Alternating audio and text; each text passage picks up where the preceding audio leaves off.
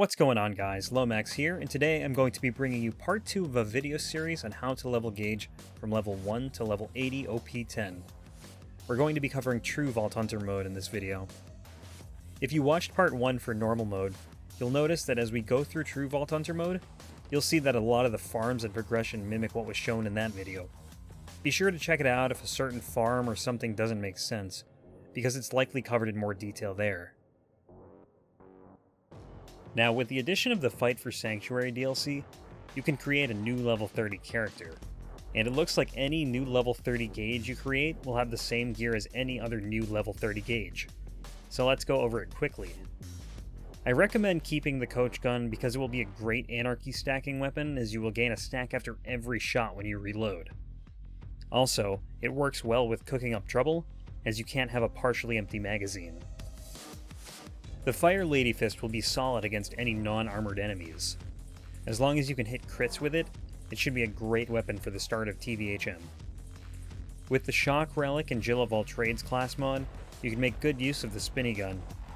The Shock SMG and Nova Shield will also be buffed by the Shock Relic. The Corrosive Launcher will be good for loaders coming up in Hero's Pass as you finish off normal mode, and the Slag Merv will be good for applying slag on enemies. The only item I would say is essential from the starting gear is the Contraband Skyrocket. This will be an important grenade for much of the farming to come in this playthrough, and can be pretty handy with some bosses. It scales with your level, and its damage will not fall off in this playthrough. Upon completion of normal mode, our skill tree looks like this, more or less, and we're currently in the process of speccing into the better half until it's maxed out. Before we head into TVHM, we want to prepare a bit. Kill Warrior until you were level 32. This is just to get a jump start in levels before leaving normal mode. If you created a level 30 character, I recommend doing the Uncle Teddy quest in the Arid Badlands to get a non-fire Lady Fist for Warrior. It will make your critical hit damage much more powerful for the fight. Make sure to grab all the Iridium that drops for buying STUs. I also recommend finding a good slagging weapon if you do not have a Slagga, and a good shield. Gaige has good synergy with Turtle Shields because their high capacity and Blood-Soaked Shields is a restoration of shield capacity on kill. An Adaptive Shield will also work as they grant you a health boost and elemental resistance. We're only doing a few kills here, so just take whatever you can find. At level 32 and until level 36, spec into Close Enough. Close Enough will now give your bullets that miss your target a chance, at 10% per point allocated, to ricochet towards an enemy and deal 50% of their base damage. As we gain more and more anarchy stacks, this skill will become critical to have so we can actually hit things. And there are some guns out there that when they ricochet, they will deal full damage. For now, you can rest assured that the horrible accuracy due to having a lot of anarchy stacks will be offset by this skill. Now that we're a little more prepared, we'll head into TVHM. We'll run the story as normal until we reach Sanctuary. Then we will farm a usable Unkempt Herald. By this, I mean if you have one drop that is above your level, get another one that you can use, and then you can switch to the other one later if you like. If you don't find a second one, you'll be farming Savage Lee until you get enough XP to level up and be able to use the one you did get. Be sure to take full advantage of your slagging weapon. TVHM is a little harder than normal mode, and you will need to be careful when you have a low anarchy stack count. Try to be a little more patient when you have low stacks, so you don't die and have to regain them. Once you get an Unkempt Herald, do the Firehawk quest and find Lilith. When she is back in Sanctuary, talk to her to start the In Memoriam quest. You will kill a Hyperion hired hitman named Ball during this quest. Complete this and turn it in so you can farm Ball for a fast ball grenade.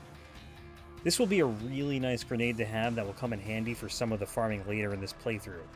If you're not familiar with this grenade, it must make direct contact with an enemy to do damage, but it is a lot of damage. It can one-shot most mobs. Farm until you either get a shock or explosive fastball. Once you have a fastball, proceed with a Damn Fine Rescue to the point where Bad Maw spawns. As we did in normal mode, farm Bad Maw, this time until 36. You can slag him and chuck a fastball at him, then finish him off with your Herald. Just be wary of your grenade count, because he's not always the best with dropping grenades. You can pick up grenade mods from him to gain an extra grenade, and if you need to, you can buy more grenades inside the Bloodshot Dam. Proceed with the story until you get to Wilhelm during a train to catch. Kill him and grab the power core, then save and quit to farm him. Slag him and chuck your fastballs at him, then finish him off with the Herald. Farm Wilhelm until 37, which should only be a few kills. We're going to make our way down to the nth degree in the Ordered Chaos tree to give us some extra damage. So at level 37, put your point into Blood-Soaked Shields. We're going to take this point out after we max out Unstoppable Force in the Best Friends Forever tree, but we have quite a bit of leveling to do before then. Now your shields will be fully restored on kill. Before you plug in the new power core in Sanctuary, pick up the Mighty Morphin quest from Hammerlock for some mutated Varkid farming. Once Sanctuary is gone, go to the Caustic Caverns and farm mutated Varkids as we did in normal mode. They will be tougher than in normal mode, so try to slag them if you can, then use your Skyrocket on them. If you run low on money here for more grenades, be sure to pick up the items the Varkids drop to sell them. You should be able to sustain any cache problems with this method, just be careful not to pick up any of the 4 mutated samples after the original one. Farm them until level 41. Once you hit level 41, you can run the story to get back to Sanctuary. Now we do this farm for a while, and we'll have some skill points that we need to allocate. At level 38, we're going to put our point into Typecast Iconoclast to max it out. We'll now have a 30% chance to get 2 stacks when we normally get 1. At levels 39 and 40, spec into Pre-Shrunk Cyberpunk.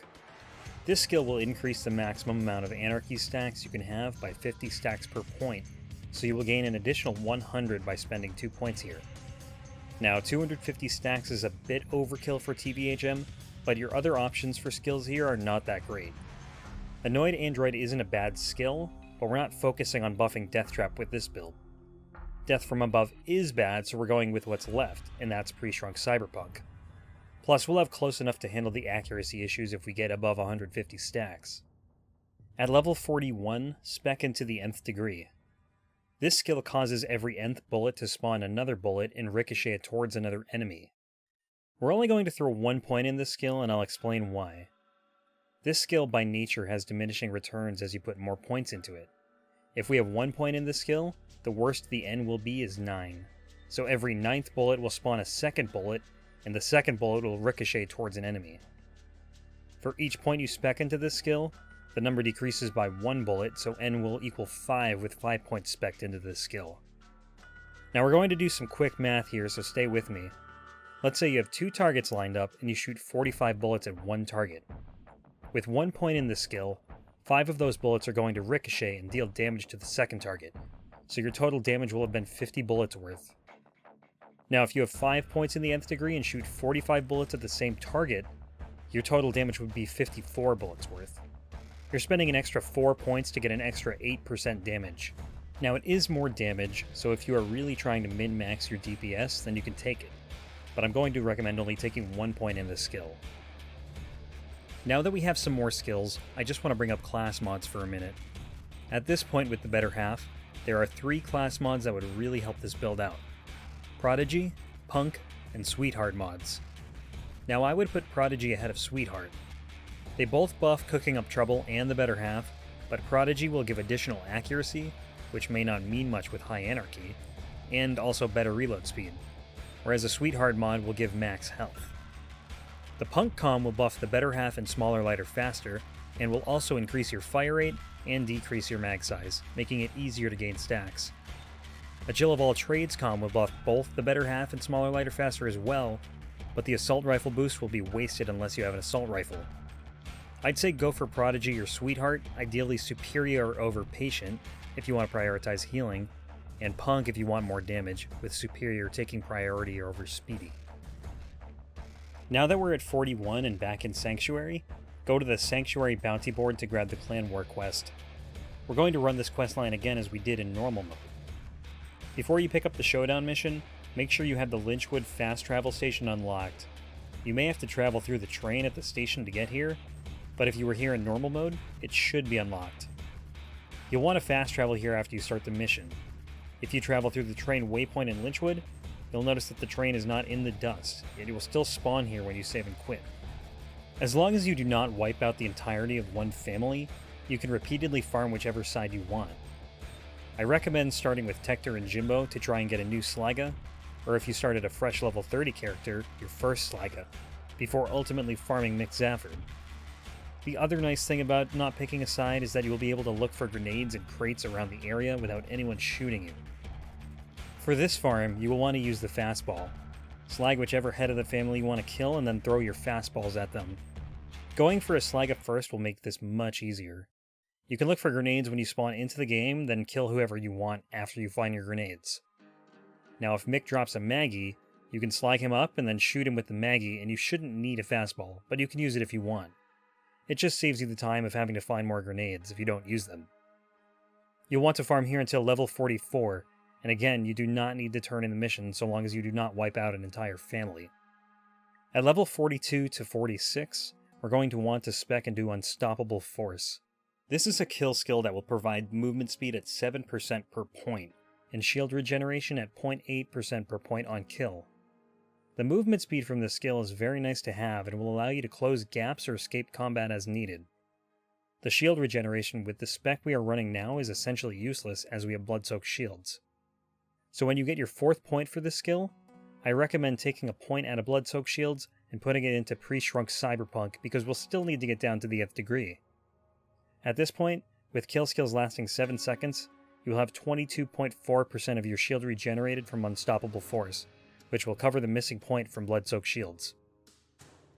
After hitting level 44, you can run the story all the way to the end of Where Angels Fear to Tread. Once you complete this mission, we're going to do one final mutated Varkid farm to level 47. At level 47 until level 51, we're going to spec into more Pep. This skill will increase your chances to apply damage over time effects at 2% per point for all elements except Shock, which will be 4% per point. We're getting this for the increased slagging chance, which will be very important in UVHM. It's really more of a prep for that, and we'll have 4 points here by the time we hit 50. At this point, you should be good to do Toil and Trouble. When you complete this mission and turn it in at the Arid Boneyard, we're going back to the Iridium Blight to farm King Mong for a Badaboom. Now he has a chance to spawn in 2 places. The first is at the top of the hill in the area right before where you meet Claptrap in the final story mission. The second is right in front of the Arid Boneyard waypoint. There's also a chance he won't spawn at all. If you are on PC with faster load times, it's faster to only check the top of the hill. If he doesn't spawn there, just save and quit until he does. If you are on console, I've heard it's better to check both the top and bottom of the hill due to load times. Either way, you'll want to farm a Badaboom from him for Warrior. At the very least, if you don't get one, he gives a lot of XP. Use the Sliga to slag him and chuck a Skyrocket or 2 at him and he should go down easy. At level 48, or when you get a Badaboom, head to the Arid Boneyard and finish data mining. Get a non-fire Ladyfist as we did in normal mode, as this may be a necessary backup in case you do not get a Badaboom from King Mong. Once you turn in data mining, talk to Claptrap to get him to the Iridian Blight, and resume farming King Mong for a Badaboom, unless you have one, in which case just farm him to level 49. Now you may get a Badaboom, or you may not. I'd say once you hit level 50, you probably want to just continue with the story as you don't want to go into UVHM much past that. And once you finish the story, you're almost ready for UVHM. There's a couple of things we're going to do first, but we'll jump into those soon enough. Before we wrap up, here's the level 50 skill tree.